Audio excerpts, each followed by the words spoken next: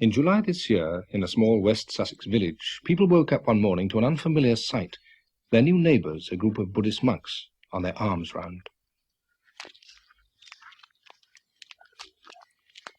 Their order has existed in the East for 2,500 years, and they've come to England now in response to a growing interest here in Buddhism.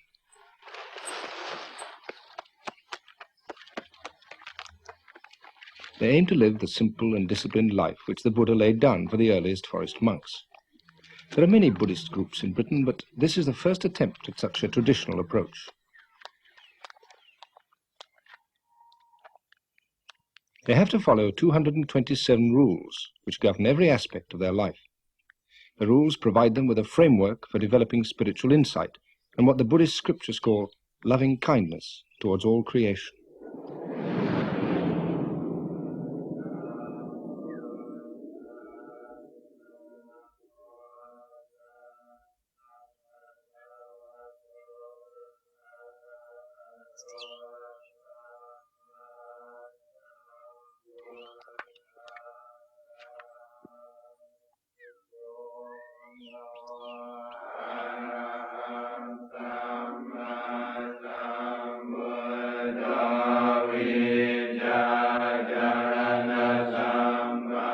The community consists of about 20 monks, novices and lay followers. Their day has begun at 4 a.m. with meditation followed by chanting in Pali.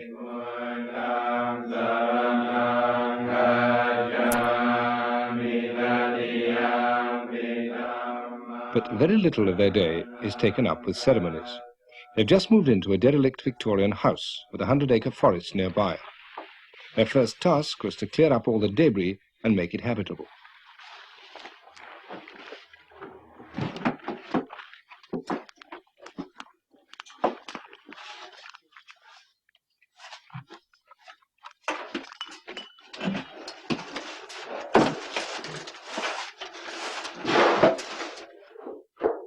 Monks are trained to be content with little.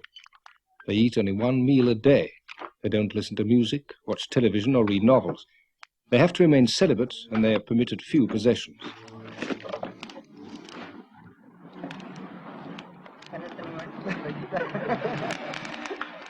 Their aim is to be free of everything which might distract them from their main task, putting into practice the Buddha's teaching about the path to enlightenment. The spiritual head of the order is the Venerable Ajahn Chah. He has come from Thailand for a few weeks to lend his support to the new sanctuary. ในเวลานี้ชาวตะวันตกนี้กำลัง Many people in the West today seem to have much dissatisfaction and unhappiness in their hearts, and they feel they don't have a satisfactory means of dealing with it. The teachings of the Buddha offer the practice of meditation, which is a way of solving problems and overcoming confusion.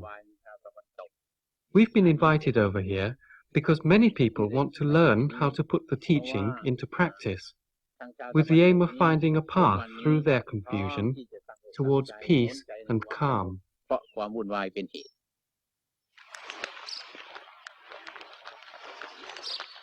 But how is all this going to go down in West Sussex? For hundreds of years, Western Christians have exported their religion. Now, for the first time, the West is on the receiving end. This little hamlet is essentially, it's been steeped in religion for hundreds and hundreds and hundreds of years, Christian religion. We have this little shepherd's church, we always sort of call it, I suppose it was a shepherd's church, which is in the Domesday Book. And you have the old manor, which was originally an abbey. Even the ground, I would say, was steeped in Christianity. There are just a few people, but they all mind. They do mind terribly. Not that one's anti-anything at all, but this is absolutely alien to the locality. It's an intrusion, it's an invasion. They're all coming from outside. One doesn't know whether they're English, where they come from, anything about them. And they're all searching for something. We've got what we want. I mean, we've only got to look out of this wonderful world, and here we've got a God. Always have had a God.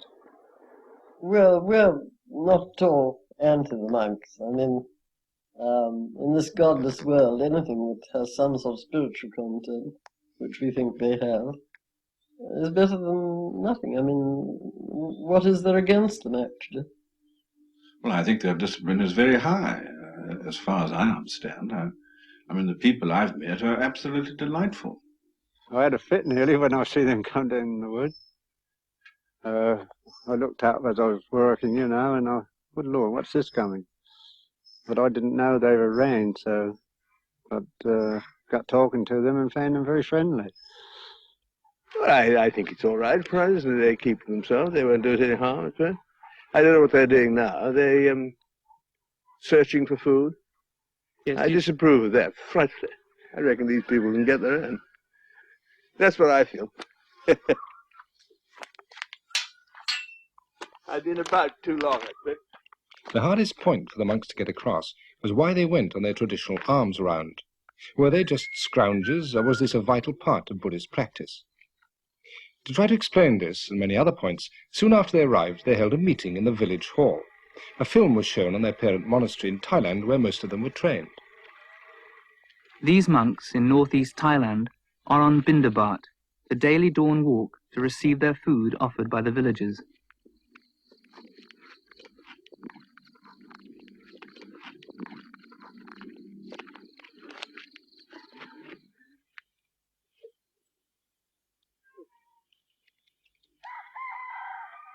They're not allowed to possess money nor grow their own food. This ensures their total dependence on the lay community, so they can't cut themselves off in a spiritual cocoon.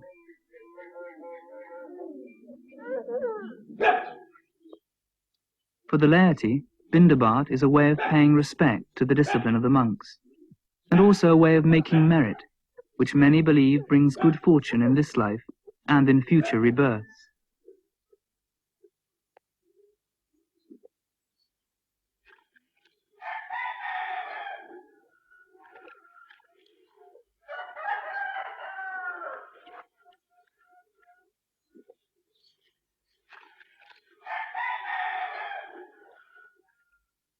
Rumours in the Sussex village had been rife. If they weren't the Moonies, then they were communist spies, or the abbot was the king of Thailand in disguise. There were many questions to be answered. The meeting was chaired by the local vicar. Would anybody like to start the ball rolling? I think this is the most remarkable event which this hall has ever seen. And I'm quite prepared to believe that I shall wake up tomorrow and it was all a dream. And my question is, what is the size of the community?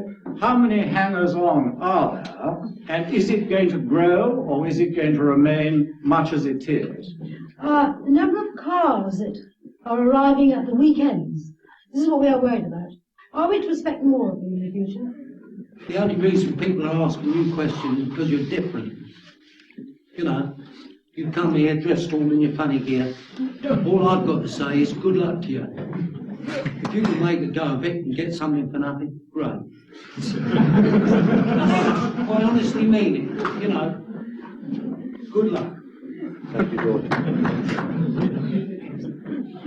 Walking through Leicester Square a fortnight ago, I came across what appeared to me to be a sort of Buddhist raver. I don't know who the people concerned were, but they were certainly in saffron habits rather like your own. They had shaven heads. They were banging cymbals and had really gone completely ecstatic. I think one of the things that we have a fear of here is that these sort of people, who may be a fringe element, I don't know, of your faith, may come down here and this sort of thing may go on at Chitters. The monks' way of meeting doubts that they were just another weird and possibly dangerous sect was to invite the local people to the sanctuary to take a look for themselves. They explained that their rules forbade them to ask for food, and they didn't expect to be fed by their neighbours, but they were keeping up the tradition of the alms round partly as a way of making contact.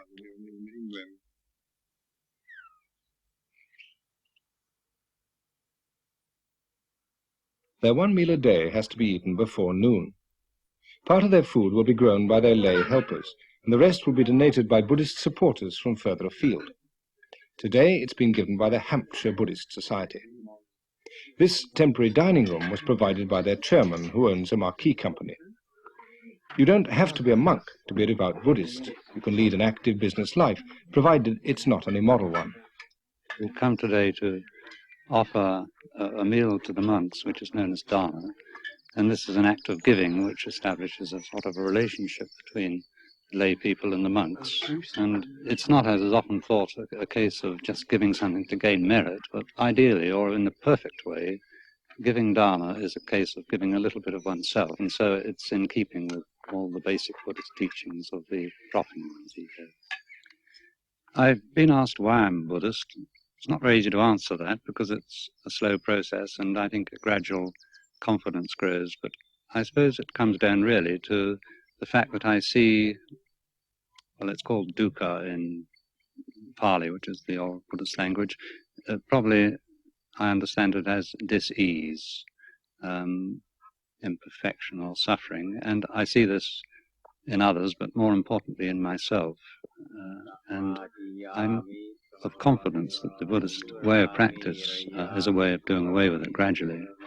But probably more important than a sort of an intellectual motivation is the fact that I meet monks. I think in all cases the ones that I've met have been wonderful examples of the result of the training, the sort of fruition of it, if you like.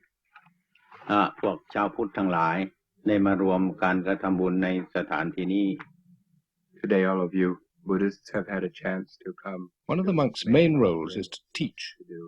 The idea is that the lay people provide food for the body and the monks provide food for the mind.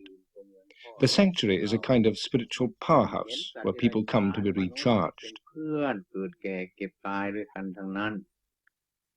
So as we see all other people, we see other people's children, that we learn to love other people's children in the same way that we would love our own children. Ajahn Papakaro used to give pep talks of a different kind when he was a US Army captain in Vietnam, where he first encountered Buddhism.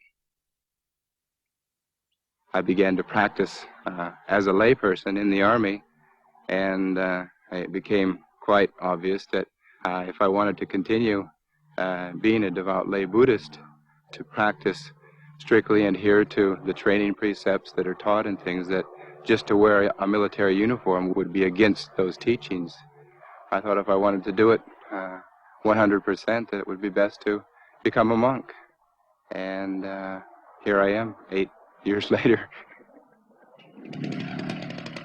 Kanaranyabo has been a policeman, a merchant seaman, a TV engineer and a barman, but for the last 3 years a Buddhist monk. The Buddha's teaching was always intended to be flexible, and there's nothing in it which prohibits adapting to new ways, provided they don't contradict the basic principles. I'm not a very high-minded person. In fact, high-mindedness sometimes I find more aggravating than just a basic, down-to-earth approach to life. Honesty is all it's about. Trying to be totally honest about things as they are and about you as you are. Because man needs to know, apart from his job and everything, which is part of his life, men need to know who they are. Who you are and what you are, not what you're doing, what you are, is very important. And monks are concerned more with that. Because, I mean, I myself have done many things, different kinds of jobs. But I didn't know who I was. If a man gets too separated from the world or his environment, he gets ill. I think I've seen that in myself and in other people, a kind of alienation, loss of harmony. To have harmony, you need to know yourself. And harmony is the greatest peace and happiness. If you don't have harmony, it doesn't matter what you've got.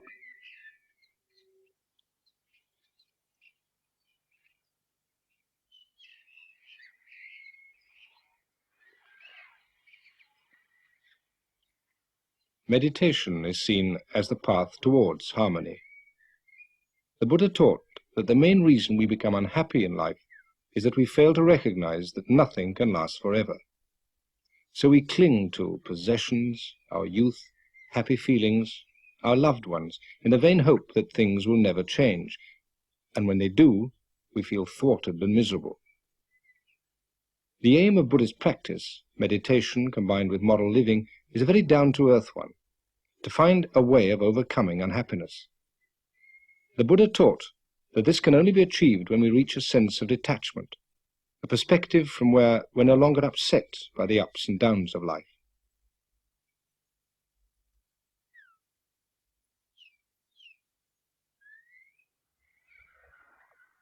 When we accept that all existence is impermanent, we begin to take things in our stride. And once we stop clinging to things as though they last forever, then we begin to overcome unhappiness.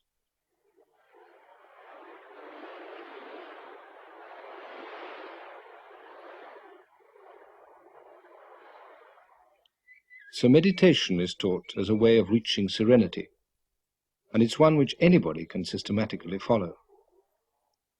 The Buddha wasn't a god, but a man who 2,500 years ago found a way of reaching the ultimate serenity, nirvana.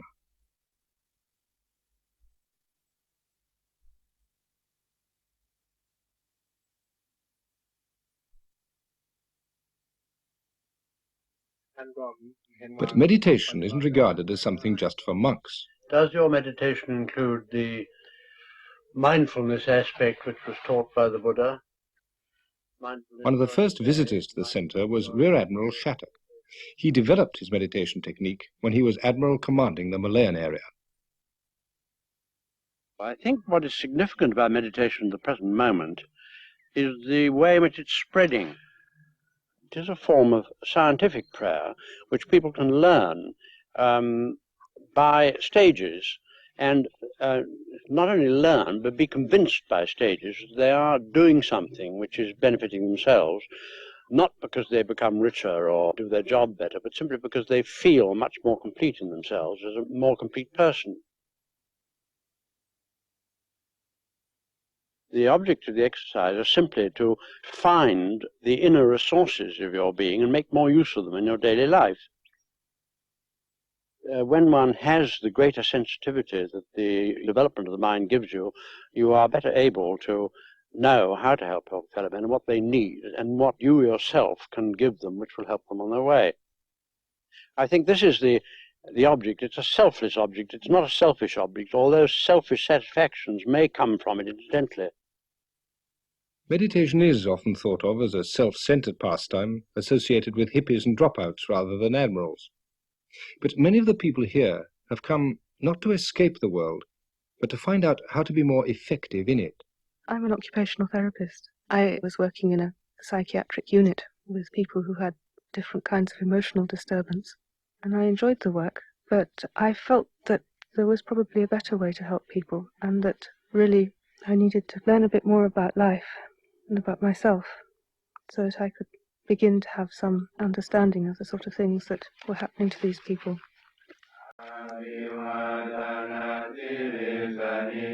A lot of people say that the monks are very selfish, that they spend all their time working on themselves, and that this way of life doesn't really benefit anybody else very much. But it's benefited me enormously, because what they're doing is living a teaching, and they're making it work, and showing other people that they can make it work too. That's one of the things that they do to help. They just act as a kind of a living embodiment of the teaching. Well, if it hadn't been for this practice and this teaching, I would have ended up in a nut house. You do some meditation, and you conduct yourself very mindfully and peacefully.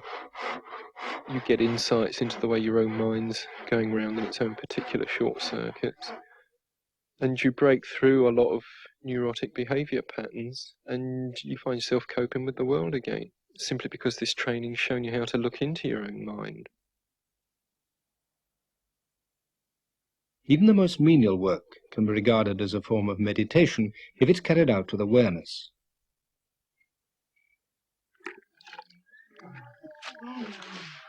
The aim of the training is to make them constantly aware of the present moment.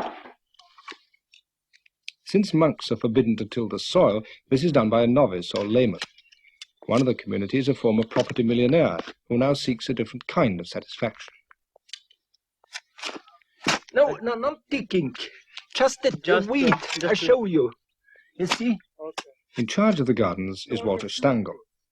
As a German soldier in the last war, he was imprisoned by the Russians in Siberia. For some years he was a Buddhist monk himself, but most recently he's worked as a head gardener at Kew. Now he's decided to devote the rest of his life to this community. See, you take it off, put it here in. Yeah. Through Buddhism, I found out more or less or a little bit who I am, and I'm still discovering how little I am. Buddha said, don't believe in me, what I say, just find out for yourself, not believing on thinking it's this is or that this way. Stand on your own feet, be your own explorer, your own discoverer, and see what is on, what's the meaning of life, what's the purpose to be here. Is it just the purpose here to accumulate money, property, houses and cars and all the rest of it? I don't think so. There must be something else. And I feel Buddhism is coming more and more to Europe. We are tired in this saying, believe in me and follow me. Now this Buddhism is coming to waken up people, to find out for themselves, what is it?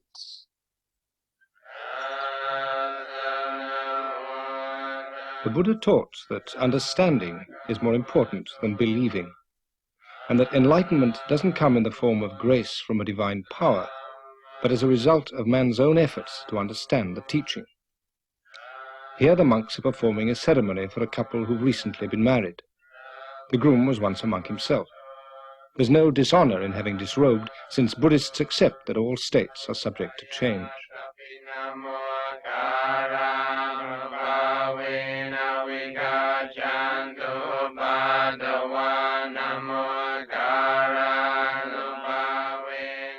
Buddhist ceremonies aren't considered as sacred, merely as a means of focusing the mind, and they don't always have to be conducted with solemnity.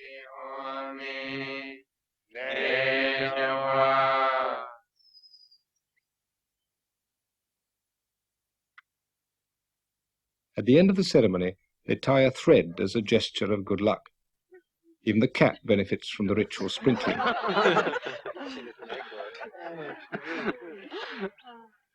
We'll probably get letters from me.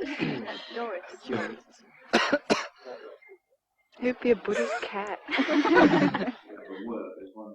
Soon after their arrival, the monks were visited by 3 senior members of the Anglican clergy. The local rural dean is Canon Hayman. Could be asked why you come from another culture wearing the particular robes that you do wear into our society, which has a long, rich tradition of spirituality and meditation. When I was asked to come to England, people would say, are you going to wear those robes? They'll only repel people.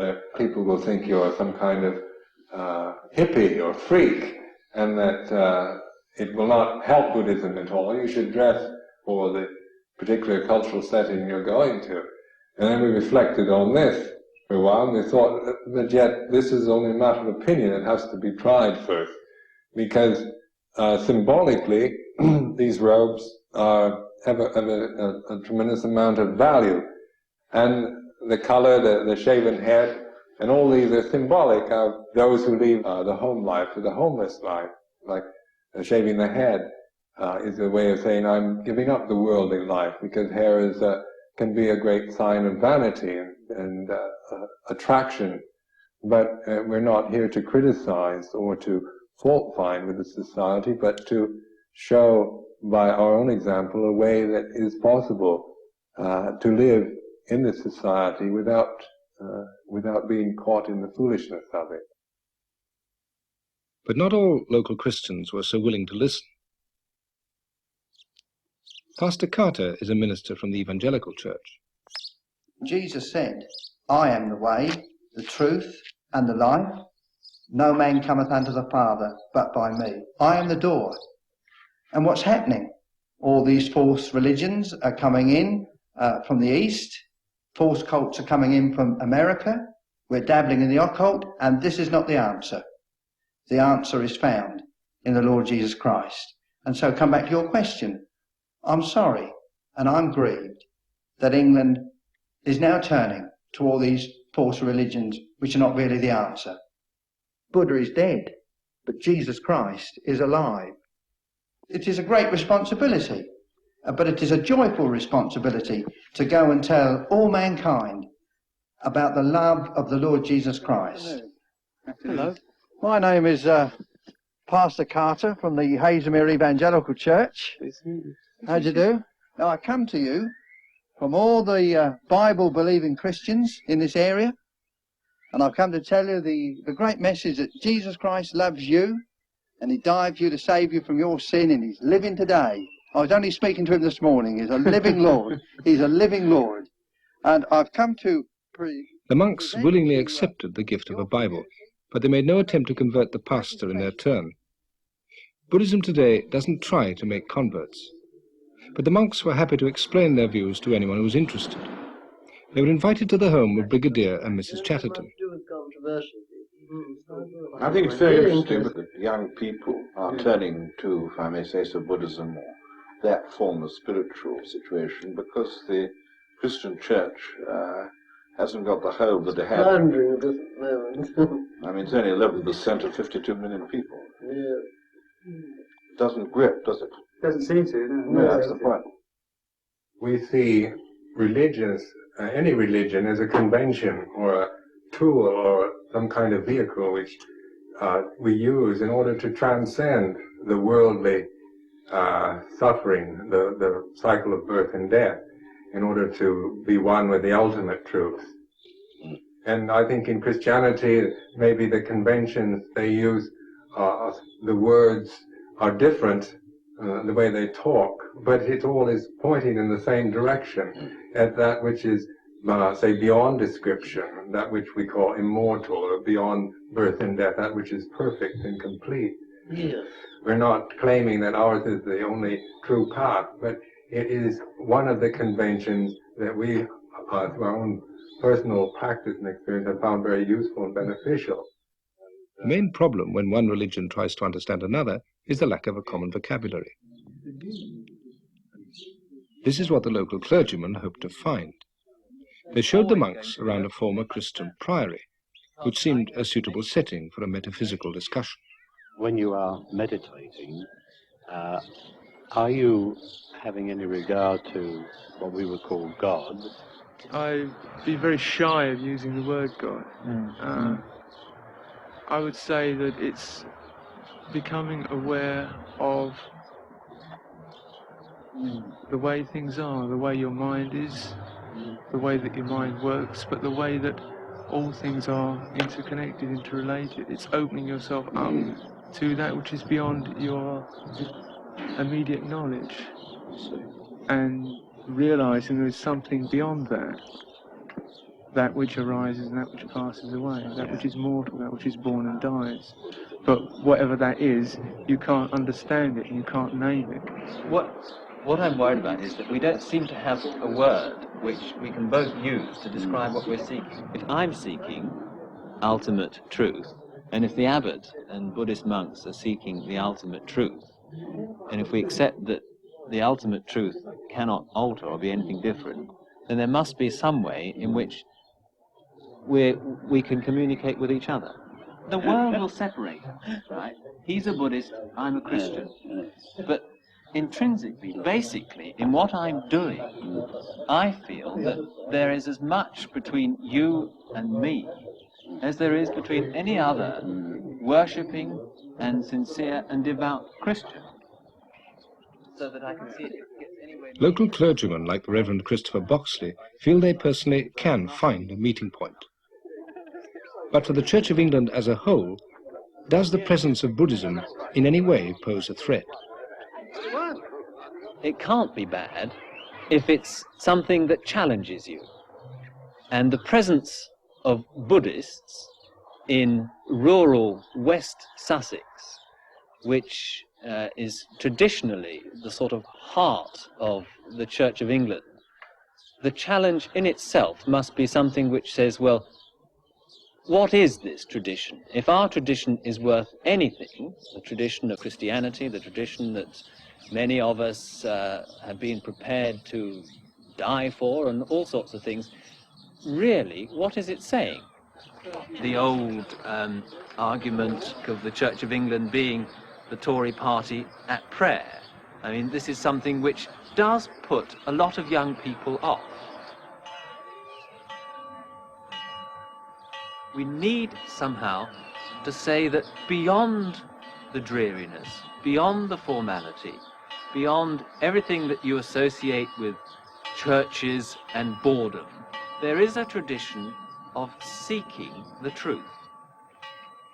The Buddhists have given us, or by being here, give us the opportunity to look at our own traditions and, I hope, to preserve what is worthwhile in those traditions, but to have the courage also to say about some of them that really they're not worth keeping.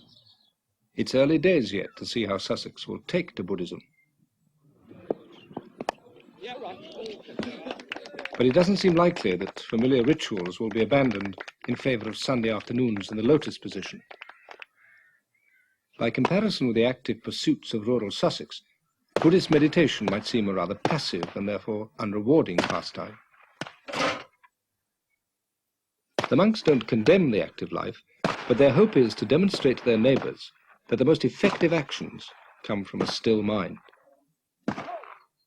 and that the path to the still mind is meditation.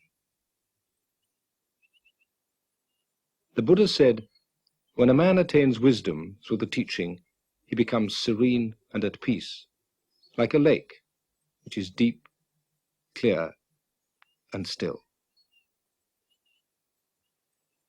Many people say Buddhism is very nihilistic, which, when you look at it in terms of you, your little self, living in this vast universe, it is. It's a total annihilation in a sense. But it's an annihilation of that small-minded way of looking at the world, always from you, ego-centered thing. But that's not all there is. And when that dies, something very beautiful comes into being. And that's the side of people who don't understand when they make that accusation. And as I've seen with people who've meditated, the more they've stuck it and meditated and their self has been ground away, they just start to blossom. It's incredible. I mean, if that's death, I mean, that's fine with me. All this can never be fully understood if all we do is talk about it. Just as we can never know whether an apple tastes sweet or sour, unless we actually taste it for ourselves.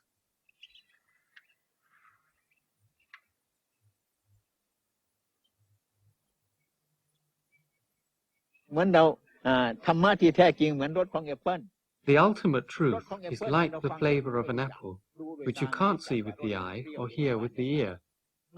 The only way to experience it is to put the teaching into practice. Once you've tasted it, you'll no longer be in any doubt about its flavor, and you won't have to ask anyone else. The problem will be solved. ปัญหามันจบที่ตรงนั้นเอง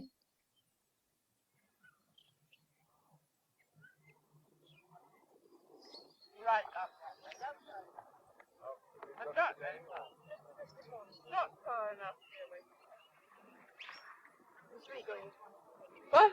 3 people if one off the petrol. We invite you to come and visit us. We invite you to come and visit us. Very kind of you. We'd love to. Yes. So you can see what we're doing. When you're what you're up to. Yeah. What we're up to.